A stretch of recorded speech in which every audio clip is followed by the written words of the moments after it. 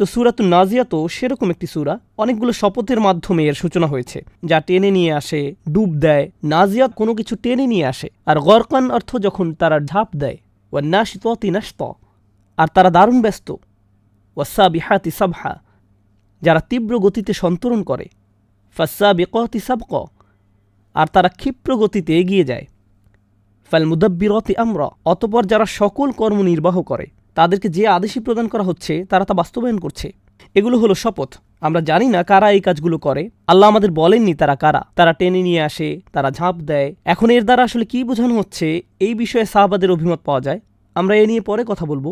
এই শপথগুলো শেষ হওয়ার সাথে সাথে অনেকগুলো আয়াত এসেছে বিচার দিবস নিয়ে। এমন দিন যেদিন কম্পনকারী প্রকম্পিত করবে। ইয়াওমা তারজুফুর রাজিফা তাতবাউহার রাজিফা, তারপর আসবে আরেকটি ভূকম্পন। কুলুবুন ইয়াওমাইযিন ওয়াজিফা, সেদিন অনেক হৃদয় ভীত সন্তুষ্ট হবে। আবসারুহা খাশিআ, তাদের দৃষ্টি ভীতিবিহ্বলতায় অবনমিত হবে। ইয়াকুলুনা ইন্না লামারদুদুনা ফিল হাফিরা, এখন আসছে পরবর্তী দৃশ্য। তারা বলে আমাদের কি আগের অবস্থায় ফিরিয়ে আনা হবে? অন্য কথায় আমাদের কি আবার আমাদের কবর থেকে উঠানো হবে? ফাইন্নামা হিয়া যাজরাতু ওয়াহিদা আইযা কুন্না ইযামান নাখিরা, আমরা যখন পচা গলা হাড় হয়ে যাব তখনও। এই প্রত্যাবর্তন কিভাবে ঘটবে? তিলকা ইযান কাররাতিন খাসিরা ফাইন্নামা হিয়া যাজরাতু ওয়াহিদা, এরপর আল্লাহ উত্তর দিচ্ছেন ওটা তো কেবল একটা বিকট আওয়াজ, আর হঠাৎ করে তোমরা অন্ধকারে পতিত হবে। বিসাহিরা, সাহিরা মানে কোথাও সারা রাত দাঁড়িয়ে থাকা, অথবা কোথাও দাঁড়িয়ে থাকা যেখানে ঘুমের কোনো সুযোগ নেই।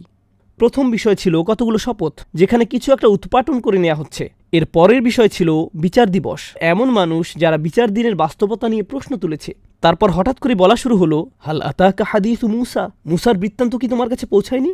এরপর আরও এবং আরও বিষয়বস্তুর অবতারণা করা হচ্ছে। দৃশ্য তো মনে হচ্ছে 1.5 পৃষ্ঠার মধ্যে প্রায় 6টি পৃথক বিষয়ের আলোচনা করা হচ্ছে। মনে হয় যেন একটার সাথে আরেকটার কোনো সম্পর্ক নেই, কিন্তু আসলে এই সবগুলো বিষয়ের মাধ্যমে অত্যন্ত চমৎকার একটি যুক্তি বোনা হচ্ছে। প্রথম আয়াতে আসলে 2টি চিত্র একই সাথে বর্ণনা করা হচ্ছে। আরবিতে আপনি পাবেন নাজিয়াত, আদিয়াত, আল আসিফাত ইত্যাদি। এই শব্দগুলো দিয়ে আসলে ঝড়, অশ্বের ছুটে চলা বোঝানো হয়। বেশিরভাগ সময় এগুলো দিয়ে এমন মানুষদের বোঝানো হচ্ছে যারা কোনো লোকালয়ে আক্রমণ করতে যাচ্ছে। আগের দিনের আরবরা ছড়ানো ছিটানো গ্রামে বা ক্যাম্পে বাস করত। তখন আক্রমণকারী ডাকাত দল ঘোড়া নিয়ে ভোরবেলা এই সমস্ত লোকালয়ে আক্রমণ চালাতো, যখন চতুর্দিক শান্ত থাকত। অশ্বারোহীরা আগমন করার সময় ঘোড়ার লাগাম ধরে টান দিত। যারা টান দেয়, এভাবে টানতে টানতে তারা ক্যাম্পে ঝাঁপিয়ে পড়ত। ওয়ান্নাজিআতি গরকা, তারা তখন খুবই ব্যস্ততার সাথে ছুটত, কারণ তাদেরকে একটার পর একটা তাঁবুতে লুটতারাজ চালাতে হতো। ওয়ান্নাশিতাতি নাশতা, তারা দ্রুত কাজ শেষ করে যেভাবে সহজে এসেছিল সেভাবে সহজে পালিয়ে যেত। ওয়াসাবিহাতি সাবহা, আর পালিয়ে যাওয়ার সময় তারা আসলে ধীরে ধীরে পালাতো না, কে অন্যের সাথে প্রতিযোগিতা করে দ্রুত পালিয়ে যেত। লোকালয় থেকে তাদেরকে দ্রুত সরে পড়তে হবে। ফাসাবিকাতি সাবকা, আদেশের বাস্তবায়ন করত। অন্য কথায় লুণ্ঠন করে তারা মালামাল সংগ্রহ করলো, এখন তারা এগুলো নিজেদের মাঝে বন্টন করতে লাগলো। এই দৃষ্টিকোণ থেকেও নজর দেওয়া যায় সম্পূর্ণ প্রথম চিত্রটার দিকে। ভিন্ন আরেকটি দৃষ্টিকোণ হলো সালাফদের দৃষ্টি। ফেরেশতাদের মানুষের শরীর থেকে রূহ টেনে নেওয়ার কথা এখানে বলা হয়েছে। ফেরেশতারা শরীরের ভিতরে ডুব দেয় এবং রূহ টেনে নিয়ে আসে, কিন্তু এখানে আসলে 2টি চিত্র একই সাথে তুলে ধরা হয়েছে। আপনাদেরকে বলছি কিভাবে। আল্লাহ আজ্জা ওয়া জাল্লা আখিরাতের কথা বর্ণনা করতে যাচ্ছেন, এবং হঠাৎ করেই কিভাবে এর আবির্ভাব ঘটবে তোমাদেরকে কোনো সতর্ক সংকেত দেওয়া হবে না। আরবরা তখন বলতো আপনি কি বোঝাতে চাচ্ছেন? তখন আল্লাহ বলছেন তোমাদেরকে আমি এমন একটি দৃশ্যের উদাহরণ দিচ্ছি যা তোমরা কল্পনা করতে পারো। যখন তারা রাতের বেলা হঠাৎ করে আক্রান্ত হতো, ঠিক যেমন ফেরেশতারা হঠাৎ করে এসে রূহ টেনে নিয়ে যাবেন, তারা আকাশ থেকে সাঁতার কাটার মতো ভাসতে ভাসতে নেমে আসবেন। ঠিক যেভাবে অশ্বারোহী ডাকাতেরা মরুর বুক চিরে এগিয়ে আসে, ফেরেশতারা আদেশের বাস্তবায়ন করবেন যেভাবে অশ্বারোহীরা এসে তাদের সর্দারের আদেশ বাস্তবায়ন করবে। আর আকস্মিকভাবে এটা ঘটে, রাতের নিস্তব্ধতা ভেঙে তাদের আগমন ঘটে।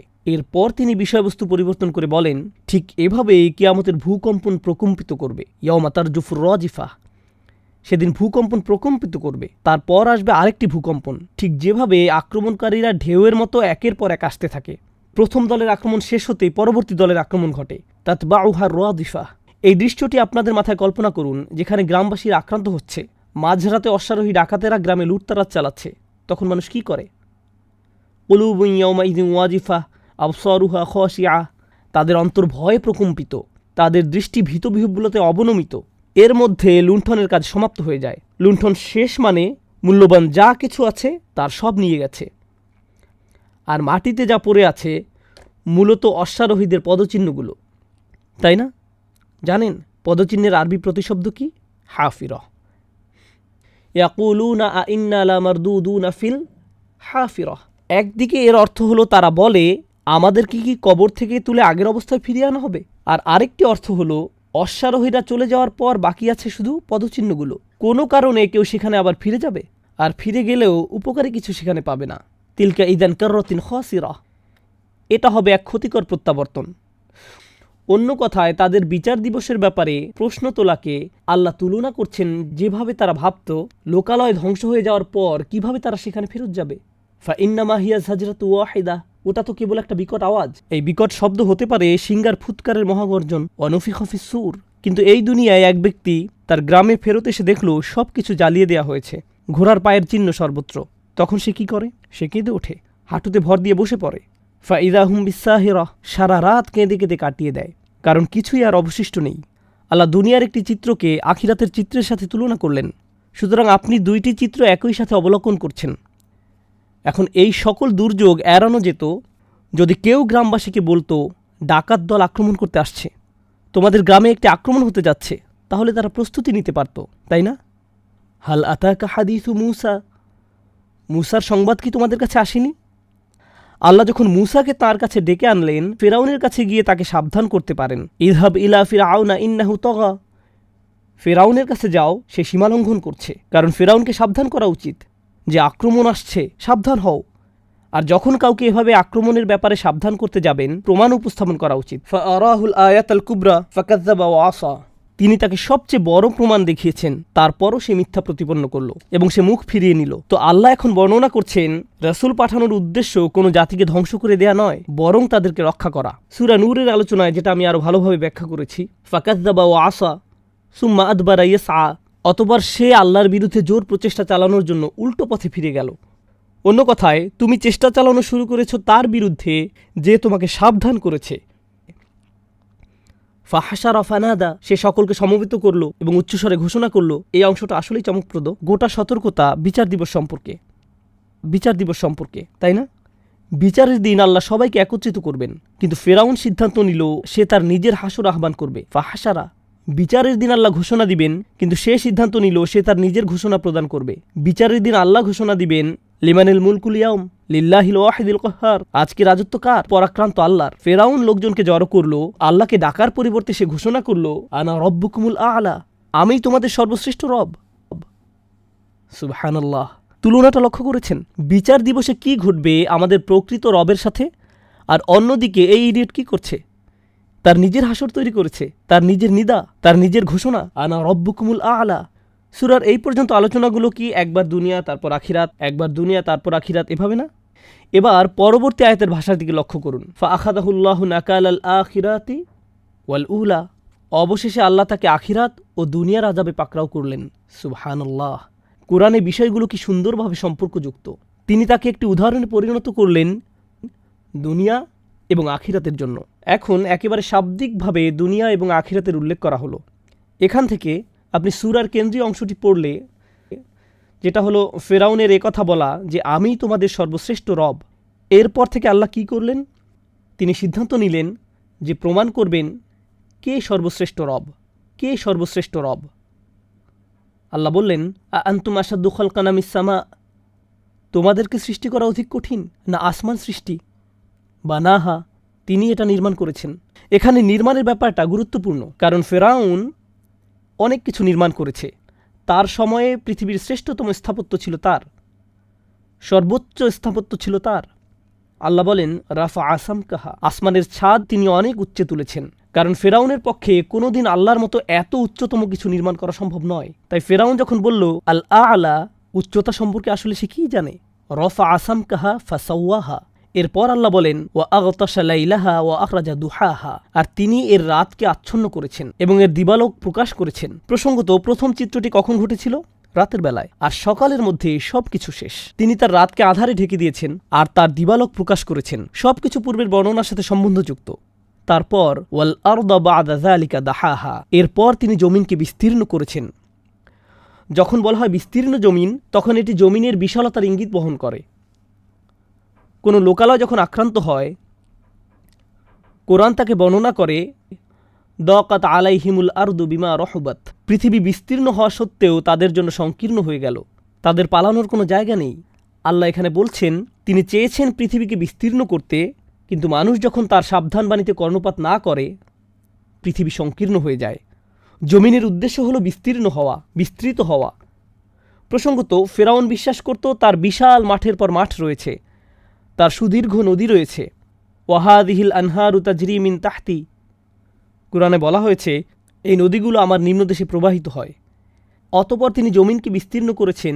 এটা বলার পর আল্লাহ বলছেন আখরাজা মিনহা মা আহা ওয়ামার আহা, আল্লাহ তার ভিতর থেকে বের করেছেন পানি। তুমি মনে করেছো তুমি নদীগুলোর মালিক? তিনি এগুলোতে পানি প্রবাহিত করছেন এবং তৃণভূমি তৈরি করেছেন। তৃণভূমি মানে দুনিয়ার সবুজ শ্যামল তৃণলতা। তো আল্লাহ বলছেন পৃথিবীকে আরামদায়ক এবং বিস্তীর্ণ করে তৈরি করা হয়েছে। পানি স্বস্তি ও জীবনের মাধ্যম। তিনি পানি বের করেন যেন তোমরা শ্যামলিমা এবং জীবন পেতে পারো। কিন্তু ফেরাউনের ক্ষেত্রে পৃথিবী সংকীর্ণ হয়ে গেল, আর পানি জীবনের উৎস না হয়ে মৃত্যুর উৎসে পরিণত হলো। অন্য কথায় এই দুনিয়াতে আল্লাহ যে জিনিসগুলো নিয়ামত হিসেবে তৈরি করেছেন, আপনি যদি সঠিকভাবে এগুলোর ব্যবহার না করেন, এই জিনিসগুলো আপনার মৃত্যুর উৎসে পরিণত হতে পারে। একই জিনিস, একই নিয়ামত বিষে পরিণত হবে। আখরাজা মিনহা মা আহা ওমার আহা ওয়াল জিবালা আর সাহা, আর পর্বতগুলোকে তিনি দৃঢ়ভাবে প্রথিত করেছেন। ইরসা ব্যবহৃত হয় তাঁবু টাঙানোর জন্য, যখন বিশাল খুঁটি মাটিতে গেড়ে দেওয়া হয়, এটাকে বলা হয় ইরসা। যখন আপনি গেড়ে দেন, তিনি বলেন তিনি পর্বতগুলোকে গেড়ে দিয়েছেন। অনেকে বৈজ্ঞানিক দৃষ্টিতে আয়াতগুলো অধ্যয়ন করে এবং পর্বত কিভাবে তৈরি হয়েছে ইত্যাদি নিয়ে আচ্ছন্ন হয়ে পড়ে। দেখুন, এই আয়াতের মূল বিষয় এটা না। জানেন এই আয়াতের বিষয়বস্তু কি? আপনি যদি ফেরাউনের স্থাপত্যগুলোর দিকে তাকান, তারা পর্বতকে নকল করতে চেয়েছিল। তারা পিরামিডগুলোকে পর্বতের মতো করে নির্মাণ করতে চেয়েছিল, কারণ পর্বত শক্তির নিদর্শন।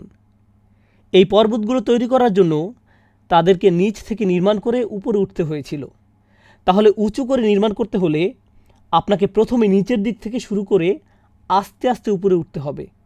আল্লাহর স্থাপত্য, পর্বতগুলো যে কোনো পিরামিডের চেয়ে বহু উঁচু এবং লম্বা, তাকে নিচ থেকে তৈরি করতে হবে না। তিনি এগুলোকে উপর থেকে গেড়ে দিয়েছেন। কে আল আলা, বুঝতে পারছেন? ওয়াল জিবালা আর সাহা, এর ভাষা এতটাই শক্তিশালী। আল্লাহ কি চমৎকার ভাবেই না এই লোকের দাম্ভিকতার জবাব দিচ্ছেন। মাতা আল্লাকুম ওয়ালিয়ান আমিকুম, জীবিকার সামগ্রী। এই সমস্ত তোমাদের আর তোমাদের গৃহপালিত পশুগুলোর জীবিকার সামগ্রী। ফাইদা জাআতি তাম্মাতুল কুবরা, অতঃপর যখন মহাসংকট এসে যাবে। আল কুবরা শব্দটি দ্বিতীয়বার আসলো। ফাআরাহুল আয়াত আল কুবরা, ফাইদা জাআতি তাম্মাতুল কুবরা। কেন? কারণ ফেরাউনকে মহাপ্রমাণ দেখানো হয়েছিল যেন সে সতর্কতা গ্রহণ করে, মহাসংকটের ব্যাপারে সাবধানতা অবলম্বন করতে পারে। তাই তিনি যখন মহাসংকটের আয়াতে এসে পৌঁছবেন, আপনার মনে পড়বে তোমার তো এর জন্য প্রস্তুত থাকা উচিত ছিল। ফাআরাহুল আয়াতাল কুবরা ইয়াউমা ইয়াতাযাক্কারুল ইনসানু মা সাআ, সেদিন মানুষ স্মরণ করবে যা কিছু করার জন্য সে জোর প্রচেষ্টা চালাতো। আবার লক্ষ্য করুন, সাআ দ্বিতীয়বারের জন্য আসলো। আগে বলা হয়েছে সুম্মা আদবারা ইয়াসআ। এখানে আল্লাহ আমাদেরকে মনে করিয়ে দিচ্ছেন সেসব মানুষের প্রচুর ক্ষমতা ছিল, যা ইচ্ছা তাই করার পেছনে ছুটত। এখন তারা মনে করবে তারা ভুল সব জিনিসের পেছনে ছুটেছিল। তুলনাটা ফেরাউনের সাথে করে বোঝানো হয়েছে। অবুররিজাতিল জাহিমু লিমান ইয়ারা, এটা এত চমৎকার। আর জাহান্নামকে প্রকাশ করা হবে তার জন্য যে দেখতে চায়। প্রসঙ্গত, আমরা কি জাহান্নাম দেখতে চাই? না। যেটা দেখা দরকার ছিল তা হলো আল্লাহর রসুল তোমাদের সামনে যা উপস্থাপন করেছিলেন। ফাআরাহুল আয়াতাল কুবরা, তিনি তোমাদের কাছে এসেছিলেন যেন তোমরা সবচেয়ে বড় নিদর্শন দেখতে পারো। এটাই তোমরা দেখতে চাওয়া উচিত ছিল, যেন তোমাকে জাহান্নাম দেখতে না হয়। কারণ তুমি যদি এই নিদর্শনগুলো দেখতে না চাও, তোমাকে জাহান্নাম দেখতে হবে। একটা না একটা তোমাকে দেখতেই হবে। অবুররিজাতিল জাহিমু লিমান ইয়ারা।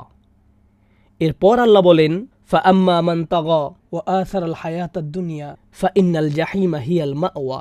যে দুনিয়ার জীবনকে প্রাধান্য দিয়েছে তার আশ্রয়স্থল হলো জাহান্নাম। তার আশ্রয়স্থল হলো জাহান্নাম।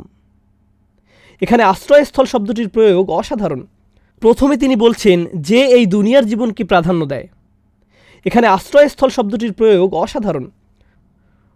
প্রসঙ্গত আমাদের তো উভয় জীবনকে প্রাধান্য দেওয়ার কথা।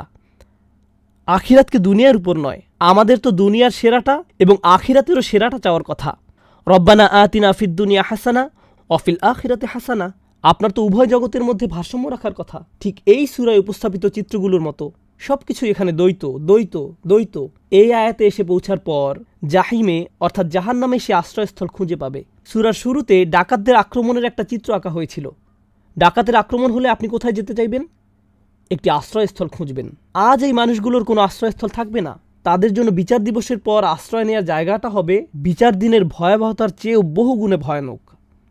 ওয়া আম্মা মান খাফা মাকামা রাব্বিহি ওয়া নাহান নাফসা আনিল হাওয়া। যে স্বীয় রবের সামনে দাঁড়ানোকে ভয় করে। আল্লাহ এমন ধরনের ভাষা এখানে ব্যবহার করলেন কেন? তিনি বলতে পারতেন খাফ আল্লাহ, যে আল্লাহকে ভয় করে, কিন্তু তিনি বলছেন যে তার রবের সামনে দাঁড়ানোকে ভয় করে। রব শব্দটি কি প্রথমবারের মতো ব্যবহার করা হচ্ছে? না। ফেরাউন বলেছে আনা রব্বুকুমুল আলা। ফেরাউন সম্পর্কে ভাবলে একটা বিষয় মাথায় আসবে। ফেরাউন বলেছিল লাআল্লি আত্তালিউ ইলা ইলাহি মূসা, তোমরা কেন আমার জন্য একটি টাওয়ার নির্মাণ করছো না? আমি আকাশে উঠব এবং গিয়ে মূসার রবের সাথে কথা বলতে চাই। সে আল্লাহ সুবহানাহু ওয়া তাআলার সামনে গিয়ে মুখোমুখি দাঁড়াতে চায়। সূরার শেষ অংশে আল্লাহ বললেন যে তার রবের সামনে দাঁড়ানোকে ভয় পায়। মান খাফা মাকামা রাব্বিহি ওয়া নাহান নাফসা আনিল হাওয়া, এবং নিজেকে কামনা বাসনা থেকে নিবৃত্ত রেখেছিল। ফা ইন্নাল জান্নাতা হিয়াল মাওয়া, তখন জান্নাত হবে তার আশ্রয়স্থল। প্রসঙ্গত, কোরআনে আর কোনো জাতিকে, আমার জানা মতে আর কোনো জাতিকে জান্নাত হিসাবে অভিহিত করা হয়নি একমাত্র ফেরাউন ছাড়া। কাম তারাকু মিন জান্নাতিন ওয়া উয়ুন, হো মাই গড, ওয়া নি'মাতিন কানু ফিহা ফাকিহিন, আর নানা বিলাস সামগ্রী যাতে তার আনন্দ উপভোগ করত। কোরআনে বর্ণিত একমাত্র অন্য আর যেসব সম্প্রদায় সম্পর্কে আমি জানি যাদের দুনিয়াবি সম্পদের বর্ণনা আল্লাহ এমনভাবে দিচ্ছেন যেন তিনি আসল জান্নাতের বর্ণনা দিচ্ছেন, তারা হলো মিশরীয়রা। যখন তারা পানিতে ডুবে গেল, আল্লাহ বলেন তারা ছেড়ে গিয়েছিল কত বাগান ও ঝর্ণা, কত নিয়ামত, নানা বিলাস সামগ্রী যাতে তার আনন্দ উপভোগ করত। যে শব্দগুলো ব্যবহার করা হয়েছে তাদের ফেলে যাওয়া বিলাস সামগ্রীর বর্ণনা প্রদানে ফেরাউনের সম্পদের বা মিশরীয়দের সম্পদের বর্ণনা ছাড়া অন্য যে জায়গায় এই শব্দগুলো ব্যবহার পাওয়া যায় তা হলো জান্নাত। অবাক করা ব্যাপার, এখানে আল্লাহ বলেন ফা ইন্নাল জান্নাতা হিয়াল মাওয়া। সত্যিকারের জান্নাত ফেরাউনের দুনিয়াবি জান্নাত নয়। সত্যিকারের জান্নাত হলো ওই ব্যক্তির আশ্রয়স্থল যে নিজেকে কামনা বাসনা থেকে বিরত রাখতে পেরেছিল। ইয়াসআলুনাকা আনিস সাআহ, তারা আপনাকে সময় সম্পর্কে জিজ্ঞেস করে। কোন সময়? বিচারের দিন। কিন্তু তারা কিভাবে এ সম্পর্কে জিজ্ঞেস করে? আইয়ানা মুরসাহা, কখন তা নিচে স্থাপন করা হবে? নিচে স্থাপন করা বা গেড়ে দেওয়ার কথা কি এই প্রথম বলা হচ্ছে? এছাড়া আর কোন জিনিস নিচে গেড়ে দেওয়া হয়েছিল? পর্বত। দেখুন, মানুষ কি ফেরাউনকে প্রশ্ন করত? ফেরাউন যখন বলতো আমি শাস্তি দিব, তখন কেউ কি তাকে জিজ্ঞেস করত কখন তুমি আমাদেরকে শাস্তি দিবে? এই প্রশ্ন করতে হলে আপনাকে চরম বোকা হতে হবে। ফেরাউনকে, যে এই বিশাল প্রাসাদের অধিপতি, তাকে গিয়ে কি জিজ্ঞেস করবেন কখন শাস্তি দিবে আমাদেরকে? কারণ আপনি যদি বলেন কখন শাস্তি দিবে, তখন সে বলবে আমি পরে এক সময় শাস্তি দেওয়ার কথা চিন্তা করেছিলাম, কিন্তু তোমার জন্য স্পেশাল শাস্তির আয়োজন করছি এখনই। ব্যাপারটি কি এমন না? তাহলে তুমি এই লোককে ভয় পাচ্ছ যে এই ছোট্ট পিরামিডের মালিক, কিন্তু তুমি তাকে ভয় পাচ্ছ না যিনি পর্বতকে স্থাপন করেন। আর তুমি এটা বলার দুঃসাহস দেখাও কখন এটা নিচে ফেলা হবে। শুধু মুরসা শব্দটি আপনাকে মনে করিয়ে দেওয়ার কথা যিনি উপর থেকে পর্বতকে ছেড়ে দেন। তিনি এতটা ক্ষমতাশালী যে তোমার বোকার মতো প্রশ্ন করা উচিত নয় বিচারের দিন কবে আসছে। ফিমা আনতা মিন যিকরাহা, তা উল্লেখ করার কি জ্ঞান তোমার আছে? তুমি এ সম্পর্কে বলার কে? ইলা রব্বিকা মুনতাহাহা, এ সংক্রান্ত জ্ঞান তোমার প্রতিপালক পর্যন্তই শেষ। অর্থাৎ কখন এটা ঘটবে, কখন এটা আসবে, কখন এর সমাপ্তি হবে, এর সব কিছু আল্লাহর হাতে। ফেরাউন এই প্রেক্ষাপটে ফাহাসারা, সে লোকজন জড়ো করল। সে তার নিজের একত্রিত করার দিন আয়োজন করতে চেয়েছিল। আর আল্লাহ বলছেন আমি আমারটার মালিক, কারও এতে নাক গলানোর সুযোগ নেই। ইলা রব্বিকা মুনতাহাহা ইন্নামা আনতা মুনজিরু মান ইয়াখশাহা, যারা একে ভয় করে তুমি কেবল তাদের সতর্ক করতে পারবে। এখন আসছে আমার প্রিয় আয়াত, শেষ আয়াত। কাআন্নাহুম ইয়াওমা ইয়ারাউনাহা, কাআন্নাহুম ইয়াওমা ইয়ারাউনাহা, যেদিন তারা তা দেখবে। লাম ইয়ালবাসু ইল্লা আশিয়াতান আও দুহাহা। সেদিন তাদের মনে হবে তারা পৃথিবীতে এক সন্ধ্যা বা এক সকালের বেশি অবস্থান করেনি। সেই রাত এবং সেই সকাল। কোথায় এই গোটা সূরার সূচনা হয়েছিল? ডাকাত দলের অতর্কিত আক্রমণের মাধ্যমে। এই আক্রমণ কখন ঘটেছিল? রাত এবং সকালের মাঝে। এখন আপনি যদি সেই আক্রমণের মুখে পড়তেন, ভীত সন্ত্রস্ত হয়ে পড়তেন, মনে করতেন আপনার জীবন শেষ। যদিও বেঁচে যেতেন, সারা জীবন ধরে আপনি শুধু সেই রাতের কথা মনে রাখতেন যখন বিচার দিবস আসবে, ফেরেশতাদের আক্রমণ ঘটবে, মানুষকে কবর থেকে উঠানো হবে। মনে করুন মানুষ তাঁবুতে ঘুমাচ্ছে, হঠাৎ আক্রমণ। কি হয়েছে? মানুষ তাদের কবরে ঘুমাচ্ছিল, জেগে উঠে বলবে কি হয়েছে। ডাকাতরা আপনাকে বিছানা থেকে টেনে তুলবে, ফেরেশতারা কবরে এসে মানুষকে টেনে তুলবে। এমনটাই ঘটবে। আর এটা যখন ঘটবে, তারা তাদের জীবনের আর কিছুই মনে রাখবে না। কি ছাড়া? সেই রাত। শুধু সেই রাতের কথাই তাদের মনে থাকবে। সেই রাত। তারা তাদের জীবনের আর কিছুই মনে রাখবে না। কাআন্নাহুম ইয়াওমা ইয়ারাউনাহা লাম ইয়ালবাসু ইল্লা আশিয়াতান আও দুহাহা। দুইটি চিত্র অসাধারণভাবে মিলে গেল সূরার শেষে এসে। ব্যাপারটা বিস্ময়কর, অসাধারণ সুন্দর। কিভাবে আল্লাহ আজ্জা জাল্লা কথা বলেন। সমস্যা হলো, আমি যা বলছি তার অধিকাংশই আপনারা আবিষ্কার করতে পারবেন না যদি শুধু অনুবাদ পড়েন। সম্ভব না।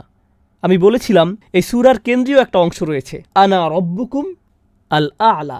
প্রফেসর নেইল রবিনসন যখন এই সূরা নিয়ে গবেষণা করছিলেন, প্রফেসর নেইল রবিনসন, তিনি এখন মুসলিম, মাশাআল্লাহ, কুরআনের অসাধারণ এক স্কলার। তিনি একজন ওরিয়েন্টালিস্ট যিনি ইসলাম গ্রহণ করেছেন। জানেন তিনি কি আবিষ্কার করেছিলেন যখন তিনি বলেছিলেন যে এই সূরার কেন্দ্রীয় আয়াত আনা রব্বুকুমুল আ'লা, যেখান থেকে সূরার সামনের দিকের সব আলোচনা আল্লাহ সম্পর্কে। দ্বিতীয় অংশ, একই সংখ্যক সিলেবল, সূরার শুরু থেকে আনা রব্বুকুমুল আ'লা পর্যন্ত একই সংখ্যক সিলেবল ব্যবহার করা হয়েছে, সেখান থেকে শেষ পর্যন্ত। ওয়ার্ড নয়, সিলেবল। সূরার কেন্দ্রীয় জায়গায় বসানো হয়েছে আনা রব্বুকুমুল আ'লা। সুবহানাল্লাহ। এই বার্তাটাই এখানে দেয়া হচ্ছে যে ফেরাউনের মতো হইও না।